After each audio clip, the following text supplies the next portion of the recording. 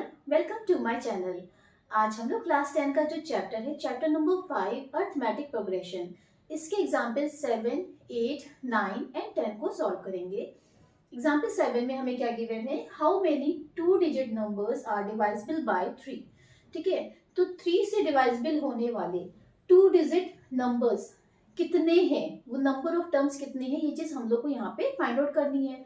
ठीक है, तो 3 की टेबल जब हम पढ़ेंगे तो जो 2 डिजिट वाले नंबर स्टार्टिंग होते हैं वो 12 से स्टार्ट होते हैं। ठीक है, 3, 6, 9 ये तो 1 डिजिट के नंबर हो गए। ठीक है, 2 डिजिट का स्टार्टिंग नंबर जो कि डिवाइजिबल है 3 से, वो 12 से स्टार्ट होगा। ठीक है, 12 देन 15 देन 18 और इस तरीके से सीरीज बनेगी। और जो लास्ट टर्म इसमें आएगा जो कि 2 डिजिट का होगा और 3 से डिवाइजिबल होगा, वो क्या होगा, 99 होगा, है ना।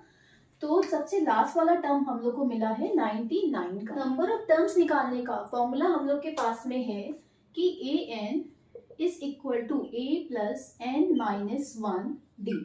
ओके, यहाँ पे हमें an की वैल्यू यानी कि लास्ट टर्म, इस सीरीज का लास्ट टर्म हमें गिवन है 99, तो an की वैल्यू हमें 99, ठीक है 99 है। a की वैल्यू क्या है, जो फर्स्ट टर्म है हम लोग का, तो इस सीरीज का फर्स्ट टर्म क्या है, 12 है। और d की वैल्यू कॉमन डिफरेंस निकाल लेते हैं, तो a2 माइनस a1 करेंगे, a2 माइनस a1 किया मीन्स 15 माइनस 12, वैल्यू क्या आ गई, 3 आ गई। यहाँ पे हम लोग को n की वैल्यू फाइंड करनी है ना, कि कितने नंबर है, नंबर ऑफ टर्म्स निकालने हैं। तो वैल्यूज पुट कर लेते हैं इसमें। 99 is equal to 12 plus n minus 1 multiply by 3। 99 is equal to 12 plus 3n minus 3, तो 12 माइनस 3 किया 9 आ गया प्लस 3n। ठीक है, तो 99, ये 9 इधर आएगा तो माइनस हो जाएगा, इज इक्वल टू 3n और 90 upon 3 is equal to n means 30। ठीक है, तो नंबर ऑफ टर्म्स यहाँ पे हम लोग को कितने मिले हैं, 30 मिले हैं। ठीक है, तो ये हम लोग का आंसर हो गया। एग्जाम्पल 8 में क्या गिवन है, find the 11th term from the last term towards the first term of the AP 10, 7, 4 and last term is minus 62।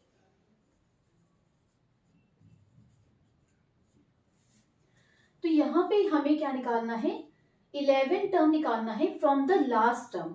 Last term से हमें 11 टर्म निकालना है, तो हम लोग क्या करेंगे, इस सीरीज को रिवर्स कर लेंगे।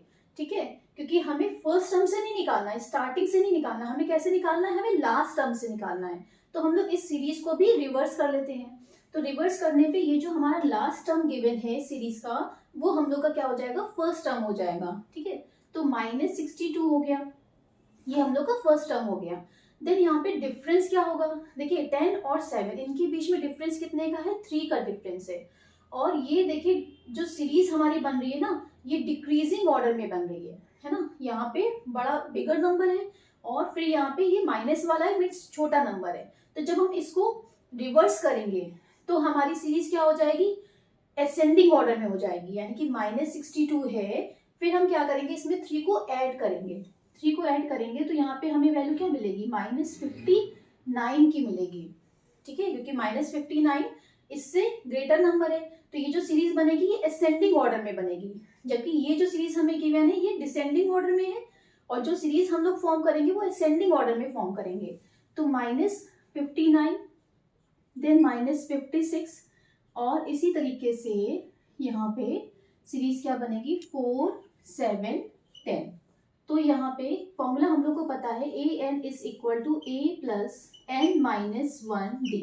ठीक है, हमें 11th वाला टर्म निकालना है, मीन्स हमें a11 की वैल्यू चाहिए। ठीक है, तो a11 की वैल्यू हम लोग को निकालनी है कि 11 टर्म, लास्ट से 11 टर्म कौन सा होगा, a की वैल्यू यहाँ पे क्या हो जाएगी, a की वैल्यू होगी माइनस 62 और d की वैल्यू हम लोग निकाल लेते हैं, तो a2 माइनस a1 करेंगे तो माइनस 59 माइनस माइनस 62, तो माइनस 59 प्लस 62 हो गया, वैल्यू आ गई 3 की। ठीक है, तो a की वैल्यू यहाँ पे क्या है, माइनस 62 प्लस हमें 11 टर्म निकालना है, तो 11 माइनस 1 और d की वैल्यू है 3।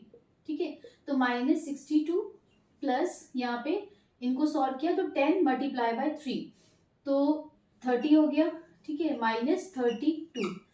तो यहाँ पे हमें 11th टर्म क्या मिला है, 11 टर्म जो है लास्ट टर्म से 11 टर्म हम लोग को मिला है -32, ठीक है। तो ये हो गया आंसर। एग्जाम्पल 9 में क्या गिवन है, अ सम of ₹1000 is invested at 8% simple interest per year. Calculate the interest at the end of each year.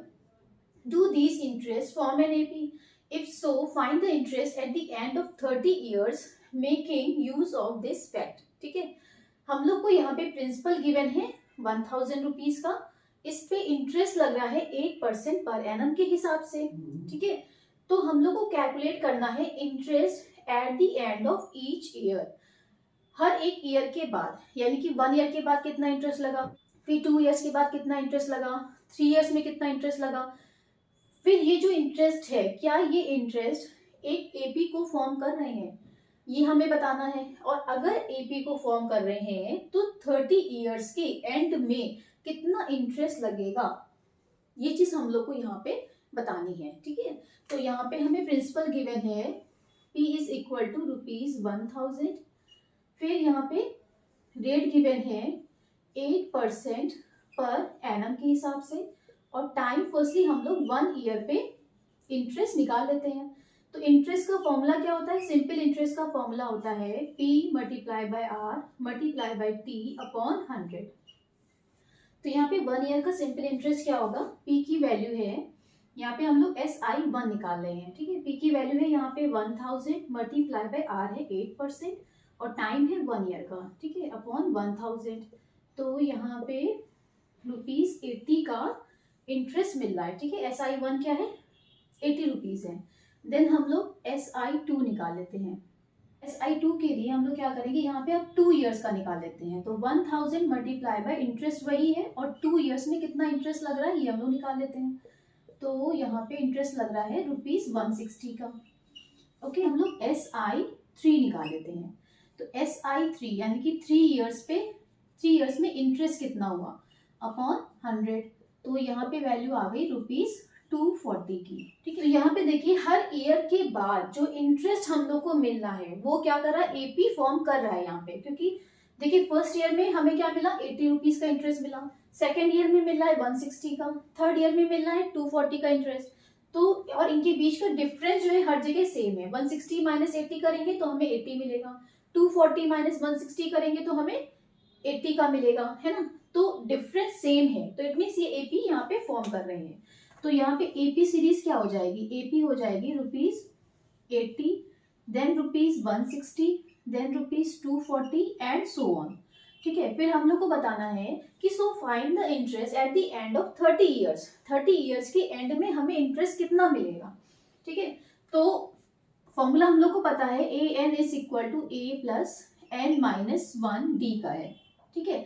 N की वैल्यू 30 ईयर्स हो गई, N is equal to 30 years है।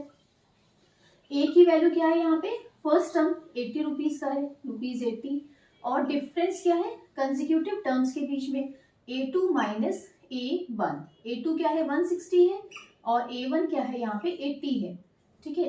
तो ₹80 का यहाँ पे कॉमन डिफरेंस आ रहा है। फॉर्मूले में वैल्यू पुट कर देते हैं, AN की वैल्यू हम लोग को निकालनी है कि 30 ईयर्स के बाद कितना इंटरेस्ट बनेगा।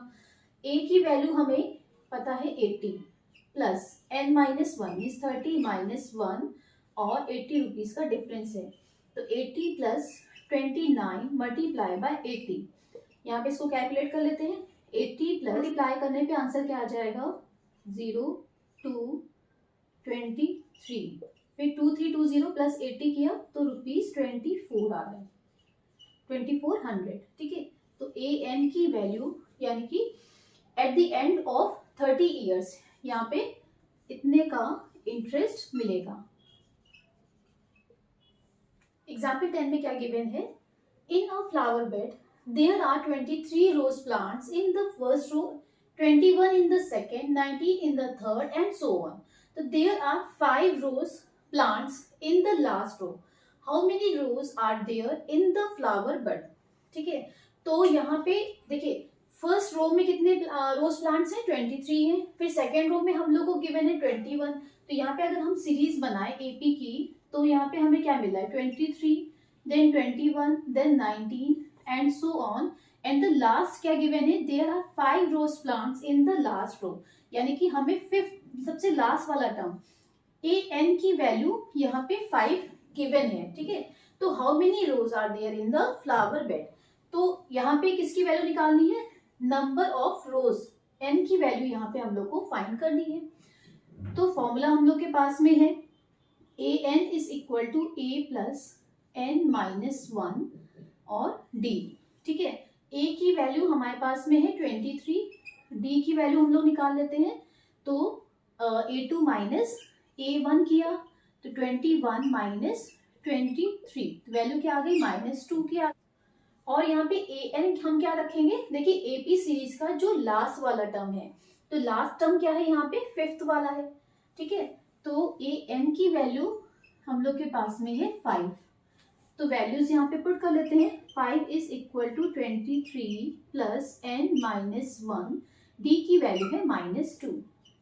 तो 5 इज इक्वल टू 23 और -2 को हम इधर मल्टीप्लाई करेंगे तो वैल्यू क्या आ जाएगी, -2n, और ये minus minus plus 2 means 25 minus 2n हो जाएगा, ओके। तो 5 minus 25 is equal to -2n, तो यहाँ से वैल्यू क्या मिलेगी, -20, -20 is equal to -2n, minus minus यहाँ पे कैंसिल हो गया, तो 20/2 इज इक्वल ऑफ रोज यहाँ पे हमें क्या मिली है, 10 मिली है, ठीक है। तो 10 रोज, n इज इक्वल टू 10 रोज, ये हो गया आंसर। आई होप ये सभी एग्जाम्पल्स आपको समझ में आए होंगे। अगर मेरी वीडियो पसंद आई है तो प्लीज इसको लाइक और सब्सक्राइब करना मत भूलिएगा। साथ ही बेल आइकन जरूर प्रेस कीजिएगा ताकि मेरी हर लेटेस्ट वीडियो आपको मिल सके। See you in the next video, till then bye bye.